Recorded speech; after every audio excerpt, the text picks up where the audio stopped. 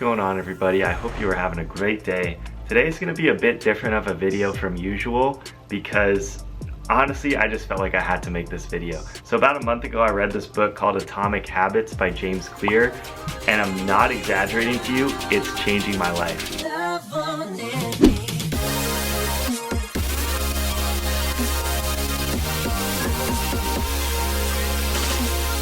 So this book is broken into 6 sections. The first is the introduction, and it talks about habits lead to identity formation.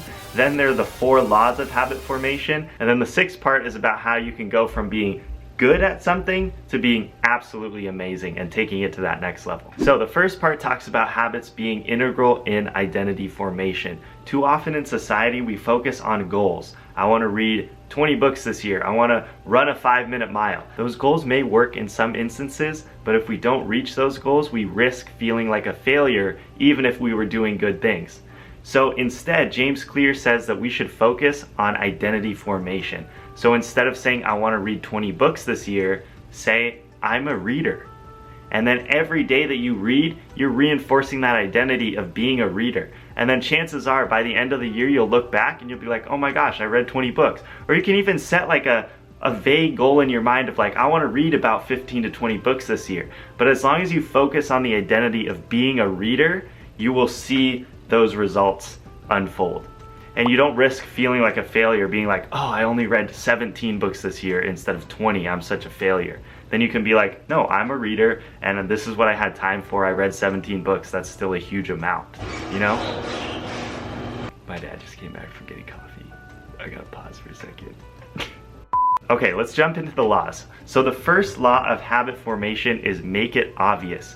Clear talks about how we need to put cues in our environment that are going to get us to do good habits. And then conversely, we need to take out cues that are going to get us to do negative habits. So for example, I set a goal for myself that I wanted to be a reader and I wanted to read more because in the past few years I've stopped reading, even though it's something that I love to do, and I've recognized that reading is a huge way to grow and to learn from a lot of different people's experiences. So I set the goal for myself, okay, I want to become a reader, and so the way that I'm going to do this is by leaving my iPad out as a cue. I'm filming a video. I'm filming a video. Cool. It's a great place. Yeah, it's great lighting. So once I decided I wanted to be a reader, I recognized that I needed to cue myself to remind myself to read every day. So what I did was I would leave my iPad out in the living room, so every morning when I would wake up and go outside to eat breakfast, I would see my iPad sitting there on the living room table. And that would be a cue to me like, oh my gosh, I need to read this morning, because I set a goal for myself to read every single morning. And so by making my iPad very visible and easy to see, I was like immediately like, I knew like, okay, this reminded me every single morning to read. You can do the same thing if you're building up a habit like vitamins, or another thing that I did was I decided that I wanted to floss every night, so I left my floss container right next to my toothbrush, because conversely, let's say you want to get rid of a negative habit. I don't know if all of you know this, but I used to be addicted to this game called Clash Royale. It's kind of embarrassing to admit it because it's like a little kid's game, but it was honestly really addicting to me. And I used to waste a lot of time on that app.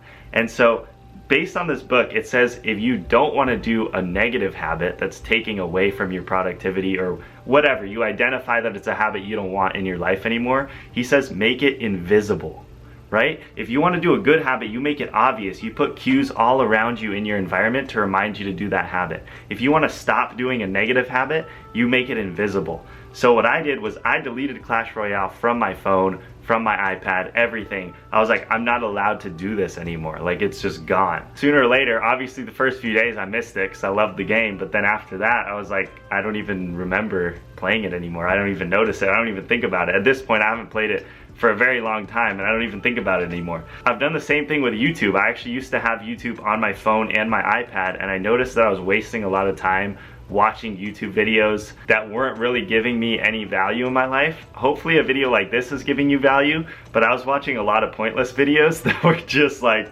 I'm just wasting time watching video after video because it was on my phone, and I wouldn't even think about like how much time I was spending on YouTube.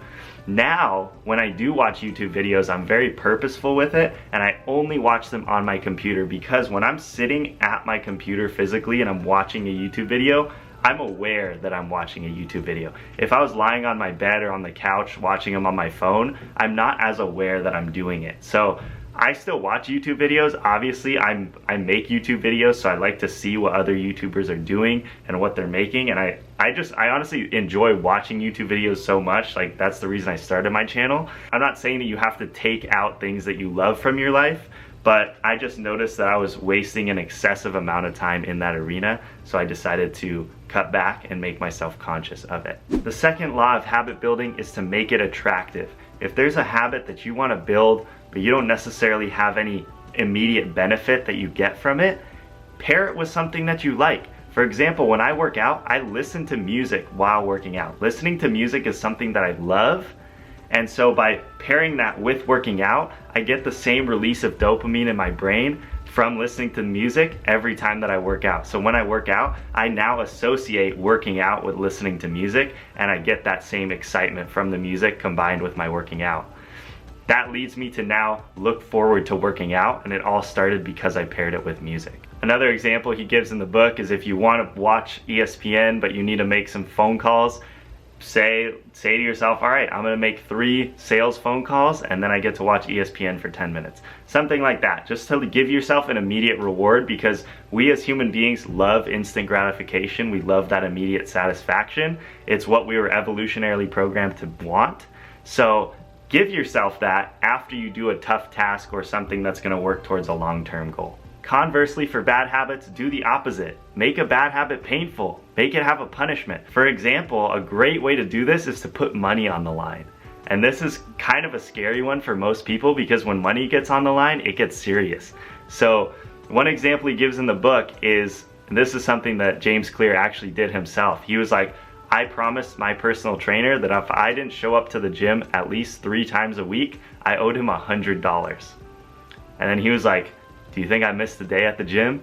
Absolutely not, because there was $100 on the line. And it worked out great for his personal trainer too, because he's like, well, okay, well, if he misses a day, then I get a free $100 for nothing. We're eating breakfast now. Okay. We're eating breakfast now. I need to wrap this up. Oh, there's gonna be so many bloopers at the end of this. The third law is to make it easy. We're less likely to do something if we have a mental block in our heads of like, oh, this is too difficult to do, or it's too much to ask. So I've actually noticed this in myself.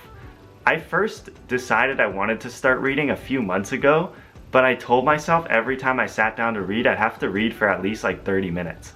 And I was able to do it for a few days in a row, but then I missed one day, and then I missed another one, and another, because a 30-minute window of reading just was like too much of a mental block in my head. I was just like, oh, like I literally have to clear out 30 minutes of my day now and sit down and devote it to reading. After reading this book, I realized, oh, my problem was I was setting too big of a goal for myself for the habit formation. Instead, I set a new goal, and I was like, every day I'm gonna read for 5 minutes. That's it, 5 minutes. And so every morning I would get up, I knew I had 5 minutes in the morning, so I was like, okay, I'll read for 5 minutes. 9 days out of 10, I got really into the book and I continued reading, either in the morning or I picked up where I left off at night, just by choice. But I knew that every single day I was gonna read at least 5 minutes. Sure, there were some days where I only read 5 minutes because I just had so many things to do, or I just wasn't in the mood, I wasn't into the book, whatever it was. I read 5 minutes that day, I was like, check that off, I'm done, I don't wanna read anymore today. But for the majority of the days, literally 9 days out of 10, I would read 30 minutes to an hour just by choice. But it was by giving myself that 5 minutes of like, this is all I need to do, allowed me to build that habit up over time. If you want to start working out, set a goal for yourself. I'm gonna do 10 push-ups a day, like, or maybe even less, 3 push-ups a day, right? The easier you make it, the more likely you are to do it every single day. So 3 push-ups a day, and then you know what? Probably a few days in, you'll be like, I could do 4 push-ups today, like it's not that bad, right? And then 4 push-ups a day. You look back a few months later and you're doing 100 push-ups a day, and everyone's like, how did you do that? It's like, well, I just started with 3 a day, and like building up that habit of being like, okay, I do this every single day. And then again, you would reinforce that identity of like, okay, well, I read 5 minutes a day, so I'm a reader. Every single day I read every day. Like, that makes me a reader, right? Conversely, you can use this again with getting rid of bad habits, is to make them really difficult, right? Put up a lot of resistance that's gonna stop you from doing that bad habit. For example, with me playing Clash Royale on my phone, if I deleted it, now I have to reinstall it, re-log in, and all that stuff to play it again.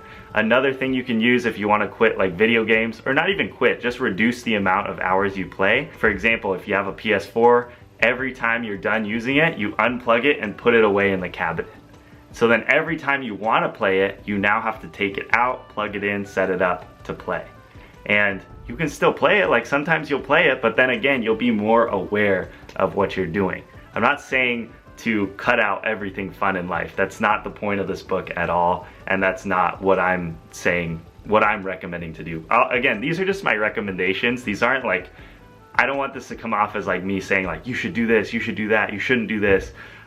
This is literally just me coming from a place of like, this has improved my life a lot, and I just want to give that opportunity and what I've learned to you guys. So don't take it the wrong way. If you want to play video games all day, I'm not judging you. Like, you feel free to do that. If that's what makes you happy, go ahead. But I'm just saying that for myself, I have found more satisfaction by limiting my time on video games so that I can spend more time creating and spending time with loved ones and being present and all of these different things. So anyways, that's just my experience. The fourth and final law is to make it satisfying. And a big thing that Clear is a proponent of is making lists or habit tracking of some sort.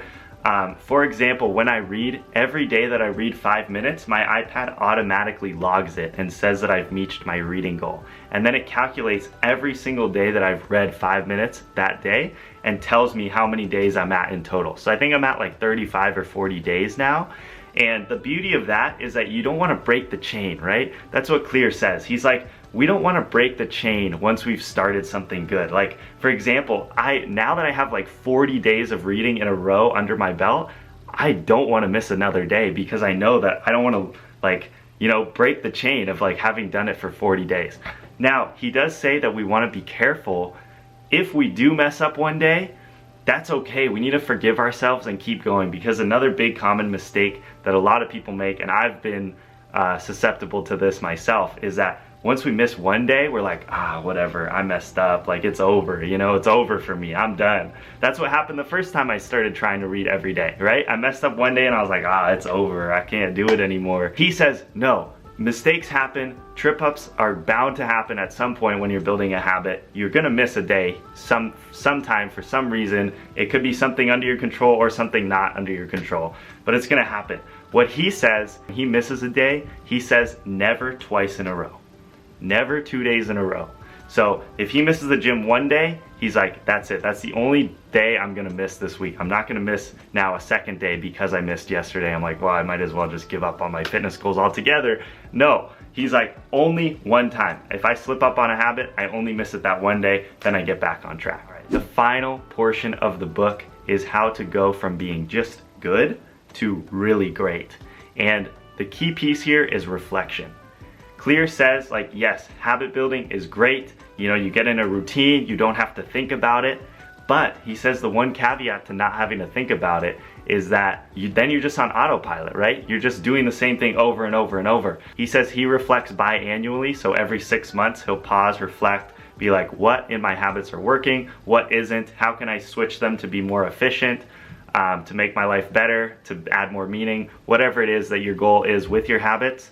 He says that it's really important to pause and reflect, and that is how you go from being good at something to being absolutely amazing at it. Because yes, you have to have a habit there in the first place to be able to pause and reflect, but to reach a true level of greatness, we have to be willing to reflect and change and take feedback from our own reflection, from the reflection of others, stuff like that. All right, that was really long. I've been talking for like 20 minutes. I don't even know how long this video is. I hope you guys found this helpful. Honestly, this book has changed my life. Hopefully watching this, like, I don't know, 15 or 20 minute video will be helpful. I think I covered most of the information in the book, and it's like a 300 something page book, so you're welcome. You now don't have to read the whole thing, but I do recommend it if you want to get more in detail and hear about all of his explanations and the studies that go along with it. I strongly recommend this book, Atomic Habits, and I will link it below.